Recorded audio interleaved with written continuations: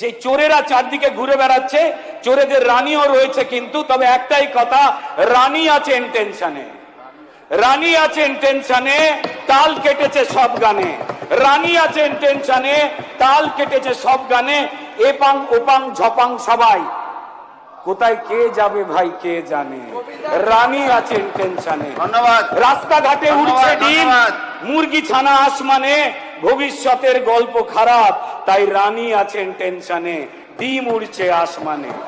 নমস্কার, ধন্যবাদ। প্রথমে বাস্তব এবং ভবিষ্যতের কথা ভেবে সামাজিক ও অর্থনৈতিক দিক দিয়ে ডুবে যাওয়া পশ্চিমবঙ্গকে আলো দিতে নতুন সরকার যে বাজেট এনেছেন তা প্রশংসনীয়, এ বলার অপেক্ষা রাখে না। ধন্যবাদ অর্থমন্ত্রী ডক্টর স্বপন দাশগুপ্ত, ধন্যবাদ মাননীয় মুখ্যমন্ত্রী শুভেন্দু অধিকারী মহাশয়।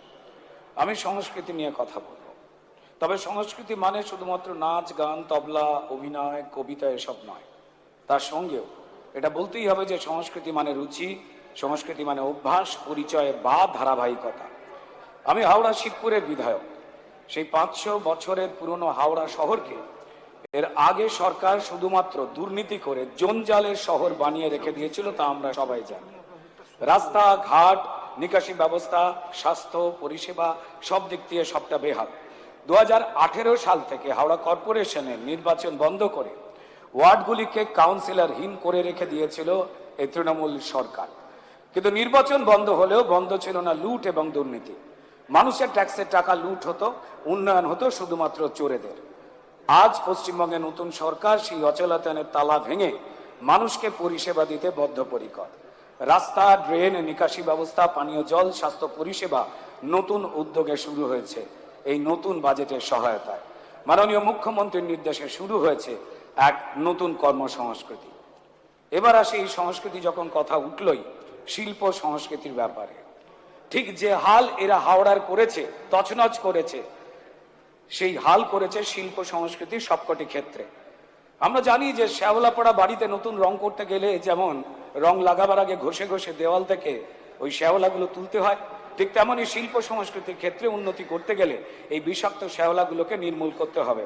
না হলে 2026-27 এই বাজেটে আপাতত বরাদ্দ 815 কোটি টাকার প্রতিটি টাকাই নষ্ট হবে।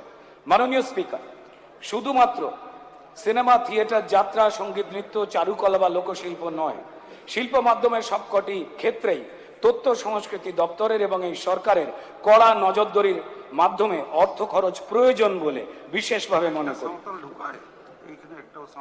অবশ্যই প্রতিটি শিল্প ক্ষেত্রে শিল্পীদের কর্মক্ষেত্রে নিরাপত্তা এবং স্বাস্থ্য বীমা নিয়ে নতুন সরকার পরিকল্পনা করবে।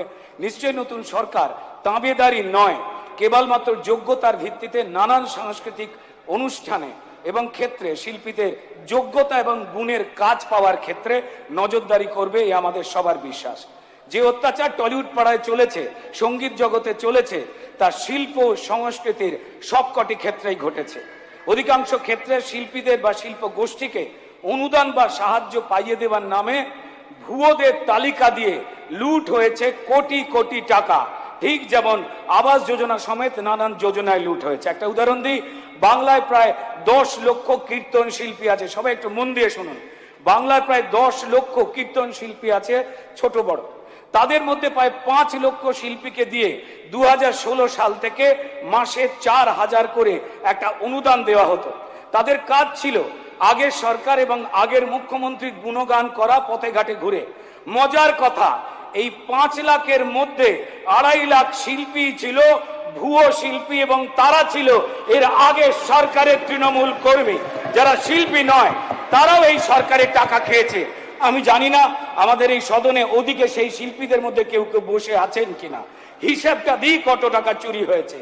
জলে গেছে 2.5 লাখ ইন্টু 1 মাসে যদি 4000 করে হয়, তো তাহলে 10 কোটি টাকা মাসে, মানে 120 কোটি টাকা বছরে। আর 2016 সাল থেকে 2026 সালে যদি এই চুরি ধরা হয়, তাহলে 1200 কোটি টাকার ভুয়ো শিল্পীর নাম করে শুধুমাত্র কীর্তন শিল্পীদের কাছ থেকে চুরি করা হয়েছে। এবার ভেবে নিন, শিল্প ক্ষেত্রে এই রাজ্য সরকার বিভিন্ন ক্ষেত্রে যে শিল্পীদের সহায়তার নামে বা যে গোষ্ঠীদের সহায়তার নামে যে টাকাটা দেয় ওই আবাস যোজনায় টাকার মতো সেগুলো ভুয়ো। তাই আমাদের নতুন সরকারকে, সম্মানীয় মুখ্যমন্ত্রীকে এবং সংস্কৃতি দপ্তরকে এবং সংস্কৃতি প্রতিমন্ত্রী রয়েছেন তাকে অনুরোধ করব যে এই বিষয়ে নজরদারি করতে। তবে হ্যাঁ, এই ধন্যবাদ, জাস্ট সামান্য সময় শুধু চেয়ে নিচ্ছি যে চোরেরা চারদিকে ঘুরে বেড়াচ্ছে, চোরেদের রানীও রয়েছে, কিন্তু তবে একটাই কথা, রানী আছেন টেনশনে, রানী আছেন টেনশনে, তাল কেটেছে সব গানে, রানী আছেন টেনশনে, তাল কেটেছে সব গানে, এপাং ওপাং ঝপাং সবাই, কোথায় কে যাবে ভাই কে জানে, রানী আছেন টেনশনে। ধন্যবাদ। রাস্তাঘাটে উঠছে ডিম, মুরগি ছানা আসমানে, ভবিষ্যতের গল্প খারাপ, তাই রানী আছেন টেনশনে, ডিম উড়ছে আসমানে। নমস্কার, ধন্যবাদ।